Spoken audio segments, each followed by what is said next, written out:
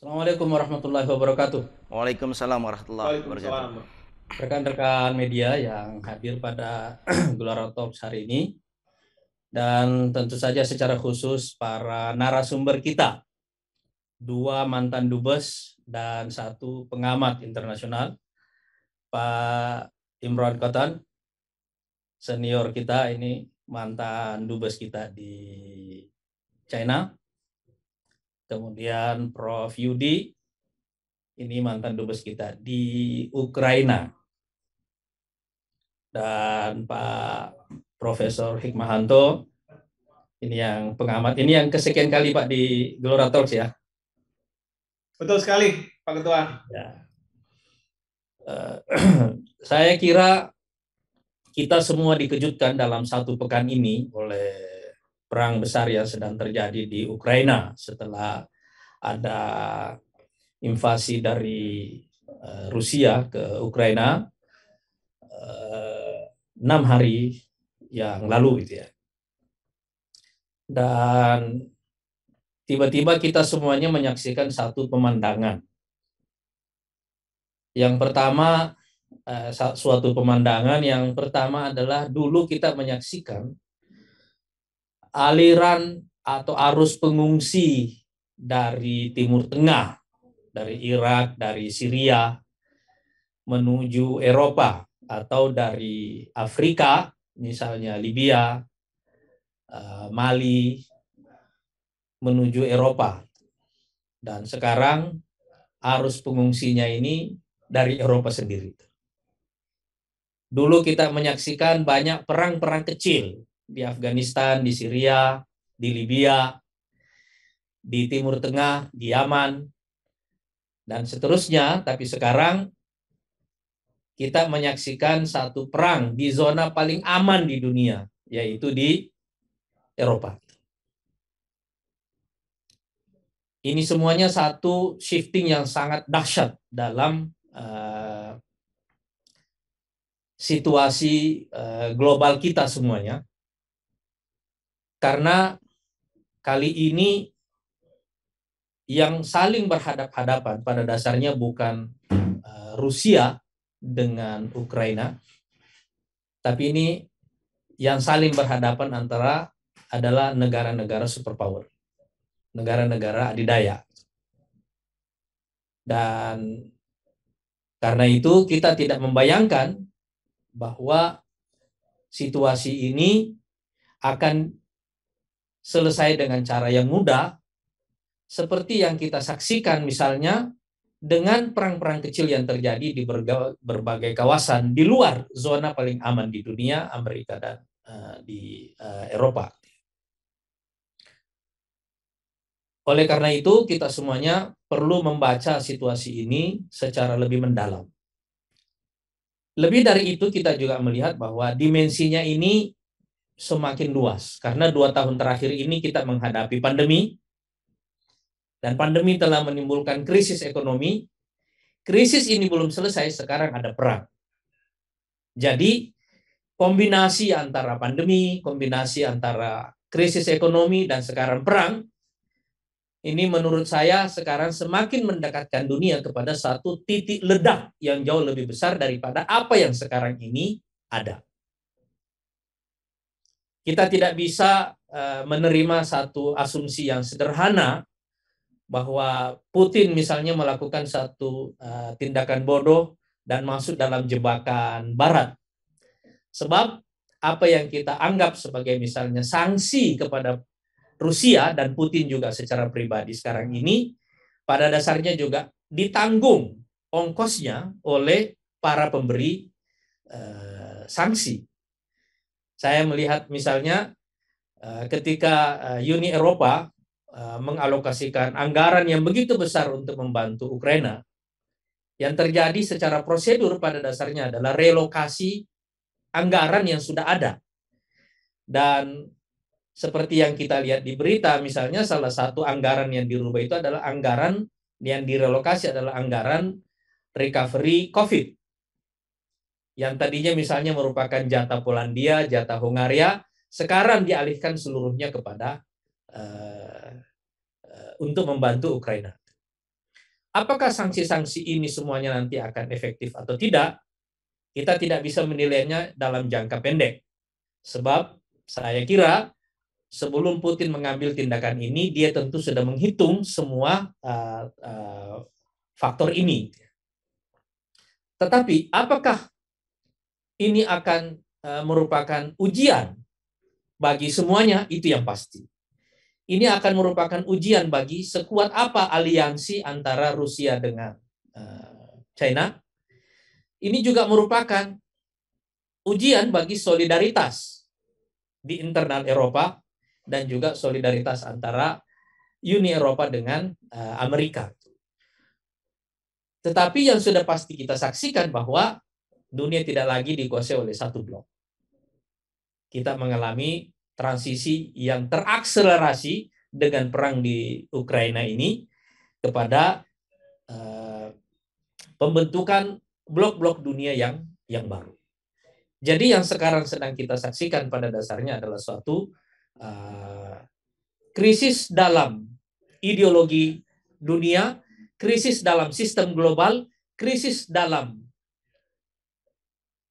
institusi-institusi global. Apakah semua ini masih efektif atau kita sedang beralih, sedang berjalan, sedang on the way menuju tatanan dunia baru dari akibat konflik yang sekarang sedang terjadi. Yang bisa kita pastikan bahwa dunia sekarang sedang mendekati satu titik ledak yang lebih besar. Kita tentu sepakat bahwa dalam situasi seperti ini tidak ada yang bisa melakukan forecasting dengan satu akurasi yang tinggi, apalagi kita yang jauh. Bagi Indonesia sekarang ini, pertanyaannya adalah sejauh apa kita bisa menghindari residu dari konflik ini bagi ekonomi kita misalnya. Dan yang kedua, sebagai ketua atau presiden G20, apa yang bisa dilakukan oleh Indonesia? Saya kira ini pertanyaan semuanya yang kita ajukan kepada para narasumber kita sore hari ini, dan kita beruntung pada sore hari ini mendapatkan narasumber yang sangat kompeten di bidangnya masing-masing, baik karena sisi akademiknya maupun pengalaman profesionalnya. Saya ingin mengucapkan terima kasih kepada narasumber kita yang sudah datang, Pak Imron, Pak Yudi, dan Pak Hikmahanto. Mudah-mudahan dialog kita sore hari ini menginspirasi bangsa kita, insya Allah. Assalamualaikum warahmatullahi wabarakatuh. Terima kasih kepada seluruh narasumber kita. Pak Imron Kotan yang memberikan analisa yang sangat mendalam, Pak Yudi sesuai dengan pengalamannya di Ukraina, dan juga Pak Hikmahanto tadi ya. Saya ingin menggarisbawahi beberapa poin di sini dari diskusi kita sore ini. Yang pertama adalah kita harus memandang bahwa perang di Ukraina antara Rusia dengan Ukraina ini, apapun kita menyebutnya, invasi atau perang dan seterusnya, pada dasarnya harus kita persepsi sebagai perang supremasi, bukan lagi perang proksi. Artinya ini perang supremasi terbuka, bukan terutama antara Rusia dengan Ukraina, tetapi antara Rusia dengan negara adidaya lainnya, terutama Eropa dan Amerika dalam hal ini. Cuma dalam hal ini Ukraina bisa menjadi collateral damage, menjadi korban dari perang adidaya ini. Tapi situasi ini akan berbeda dengan situasi tahun 90-an ketika Saddam Hussein mencaplok Kuwait, lalu kemudian Amerika datang dengan gagah perkasa menyelamatkan Kuwait dan menumbangkan Saddam Hussein. Saya kira dalam kasus Ukraina itu tidak akan terjadi. Dan itu persis yang kita dengarkan dari pidato Biden semalam dan juga pernyataan-pernyataan hampir seluruh pimpinan Uni Eropa sebelumnya. Ini berarti bahwa kalau yang berperang adalah negara adidaya, pada dasarnya tidak ada lagi aturan yang berlaku. Tidak ada lagi organisasi yang bisa mendamaikan mereka. Dan ini kira-kira nuansa yang kita tangkap tadi, terutama dari Pak Imron dan juga Pak Prof. Hikmahanto tadi ya.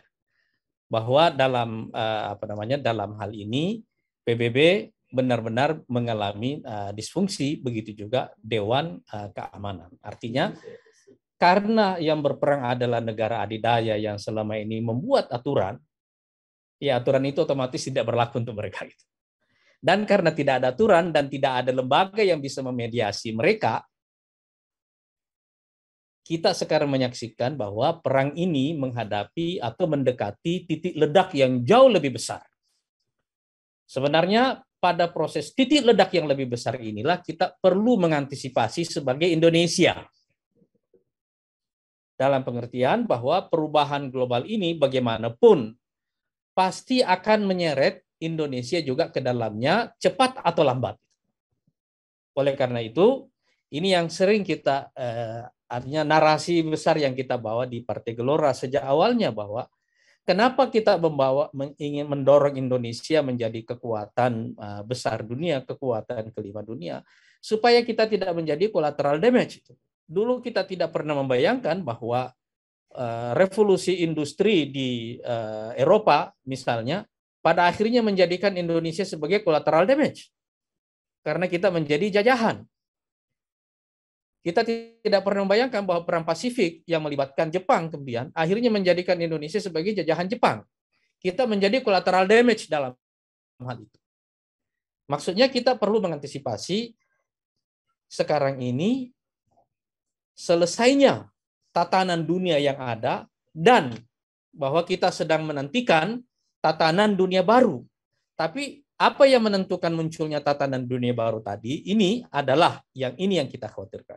Tapi itu yang akan terjadi, apa yang disebut oleh Prof. Imran tadi, bahwa might is right.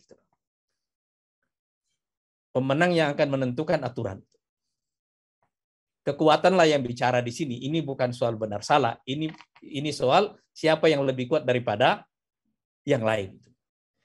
Inilah arah dunia yang sekarang sedang terjadi. Dan Indonesia dalam sistem pertahanan jangka menengah dan jangka panjang kita ke depan harus mengantisipasi paling tidak untuk tidak menjadi collateral damage. Paling tidak untuk tidak menjadi korban perang dari kekuatan-kekuatan negara adidaya itu. Tetapi kita juga berhak untuk mempunyai mimpi yang lebih besar dari itu, dan inilah menurut saya terjemahan dan amanah para founding fathers kita ketika mereka menggariskan satu falsafah politik luar negeri, yaitu falsafah bebas aktif. Daripada kita sekedar menjadi penonton, lebih bagus kita memfasilitasi satu proses munculnya tatanan dunia baru yang prosesnya tidak seperti proses yang terjadi pada tatanan dunia baru yang ditentukan oleh pemenang Perang Dunia Kedua. Tapi ditentukan oleh satu proses rasional oleh masyarakat global karena kita semakin terintegrasi sekarang ini, sehingga bisakah kita menyepakati satu tatanan dunia baru tanpa melalui satu konflik yang terlalu berdarah seperti tatanan dunia baru yang muncul setelah Perang Dunia Kedua yang dibuat oleh para pemenang. Menurut saya inilah arah yang seharusnya politik internasional Indonesia sekarang ini yang harus kita lakukan. Tadi Pak Imran mengatakan bahwa ya kita hanya bisa menjadi venue gitu ya, fasilitator perdamaian dunia ini kalau mereka meminta, ya kan? Gitu ya. Tapi kita mungkin semua juga bisa menjawab secara lugas bahwa Putin tidak sedang ingin liburan ke Bali, kan? Iya kan? Iya gitu. Iya, iya. Karena ini semua bagi Putin ini adalah masalah eksistensial. Gitu. Dan di sini ada satu sebenarnya yang mungkin kita tidak setempat membahasnya secara lebih mendalam. Ya, ini kan ada cerita yang tidak selesai dari Perang Dunia Kedua. Ini para narasumber kita ini dan teman-teman media. Cerita yang tidak tersisa itu adalah cerita kelanjutan dari perlucutan senjata nuklir yang disepakati oleh Reagan dan Gorbachev dulu kan. Kan ini nggak selesai, Pak. Proses itu tidak selesai. Kenapa tidak selesai? Karena Amerika mengalami disrupsi secara domestik. Karena George Bush senior tidak terpilih tahun 92. Yang terpilih adalah Clinton. Dan di era Clinton, itu bukan orientasi. Jadi selama 8 tahun, masa Clinton sampai tahun 2000, proses perlucutan senjata itu tidak terjadi. Ketika Bush Senior muncul, itu hampir bersamaan dengan munculnya Putin. Iya kan?